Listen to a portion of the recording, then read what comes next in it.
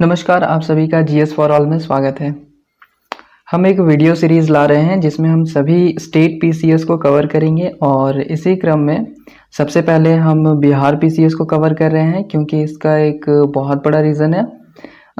दिसंबर में ही Bihar public service commission की prelims का एग्ज़ाम होने वाला है, तो इसी को देखते हुए हम बिहार पीसीएस के लिए हम अभी हमारी जो प्रायोरिटी है वो बिहार पीसीएस को भी हमने दी है और आने वाले समय में हम बाकी सभी स्टेट पीसीएस को भी कवर करेंगे।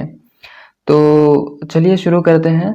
आज हम पढ़ेंगे बिहार का इतिहास, हिस्ट्री ऑफ बिहार, कि बिहार का इतिहास क्या रहा है और इससे कम से कम 30 से 40 क्वेश्चंस बनते हैं प्रीलिम्स में, बीपीएससी के प्रीलिम्स में।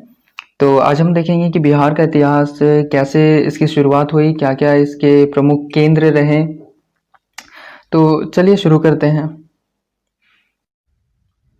देखिए, जनरली हम हिस्ट्री को 3 भागों में बांट कर पढ़ते हैं। पहला है एंशिएंट हिस्ट्री, दूसरा है मिडिवल और तीसरा है मॉडर्न हिस्ट्री, यानी कि प्राचीन काल इतिहास और मध्यकालीन इतिहास और आधुनिक कालीन इतिहास। तो ठीक इस भी बिहार के इतिहास को भी इसी संदर्भ में देखेंगे कि प्राचीन कालीन बिहार कैसा था, फिर मध्यकालीन बिहार कैसा था और क्या क्या उनमें डेवलपमेंट्स हुए थे, और फिर उसके बाद आधुनिक कालीन बिहार कैसा था। तो चलिए देखते हैं सबसे पहले प्राचीन कालीन बिहार को, कि आखिर टाइमलाइन क्या रही है बिहार की। तो सबसे पहले आता है प्राचीन कालीन बिहार, जो करीब करीब 10 लाख ईसा पूर्व से लेकर 1000 ईसा पूर्व तक चलता है।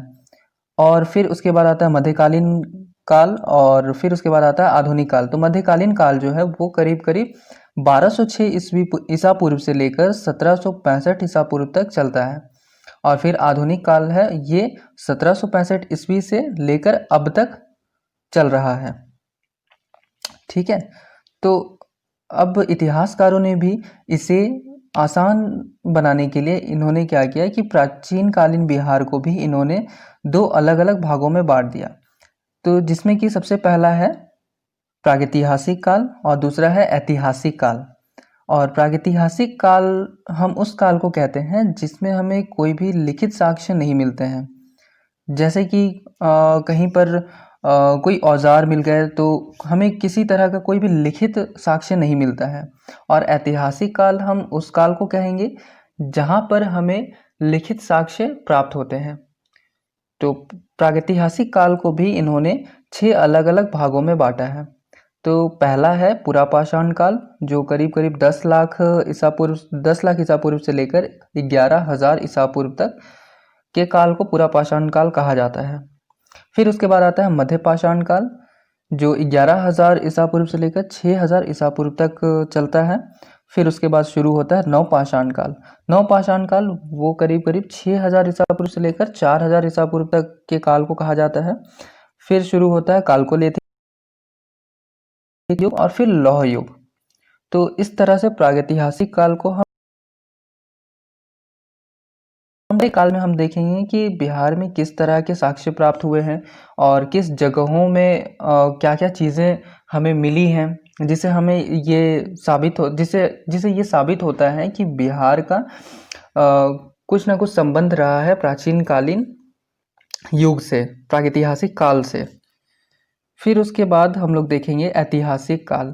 ऐतिहासिक काल को जैसा मैंने बताया कि इसमें हमें लिखित साक्ष्य प्राप्त होते हैं, जिसमें कि हम पढ़ेंगे प्राचीन बिहार को पढ़ेंगे। ऐतिहासिक काल को 2 भाग में बांटकर पढ़ेंगे। तो पहला उसमें है प्राचीन बिहार, जो करीब करीब 1000 ईस्वी से लेकर 600 ईसा पूर्व तक, 1000 ईसा पूर्व से लेकर 600 ईसा पूर्व तक इस काल को कहा जाता है।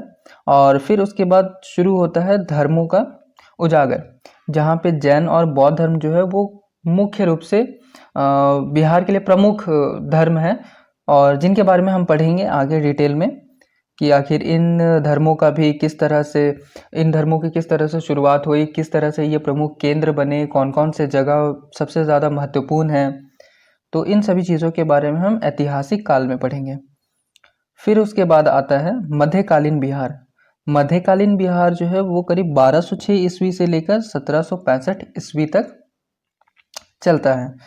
तो मध्यकालीन बिहार बेसिकली हम मध्यकालीन बिहार में सभी जितने भी डायनेस्टीज़ आए थे, हम उन डायनेस्टीज़ के बारे में पढ़ेंगे कि उन्होंने बिहार के संदर्भ में उन्होंने क्या क्या काम किए और बिहार उनसे क्यों महत्वपूर्ण है, उनसे रिलेटेड क्यों है, इन सभी चीज़ों के बारे में हम मध्यकालीन बिहार में पढ़ेंगे। फिर उसके बाद शुरू होता है आधुनिक काल। आधुनिक काल जो है मध्यकालीन युग के खत्म होने के साथ ही शुरू होती है आधुनिक काल।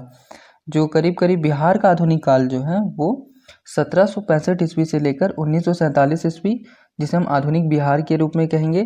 मतलब आधुनिक बिहार को अभी हम दो भागों में बांटकर पढ़ेंगे, एक तो 1765 से लेकर 1947 ईस्वी तक, और दूसरा हम पढ़ेंगे 1947 से बाद से अब तक का, यानी स्वतंत्रता के बाद का बिहार। उनमें क्या क्या चेंजेस आए, इन सभी चीज़ों के बारे में हम नेक्स्ट वीडियो में पढ़ेंगे, जिससे आपको सभी चीज़ें क्रिस्टल क्लियर हो जाए। आई होप आपको ये वीडियो पसंद आया हो। आप इस वीडियो को आप 3-4 बार अगर देख लेंगे तो आपको ये पूरी की पूरी टाइमलाइन आपको याद हो जाएगी। तब तक के लिए धन्यवाद।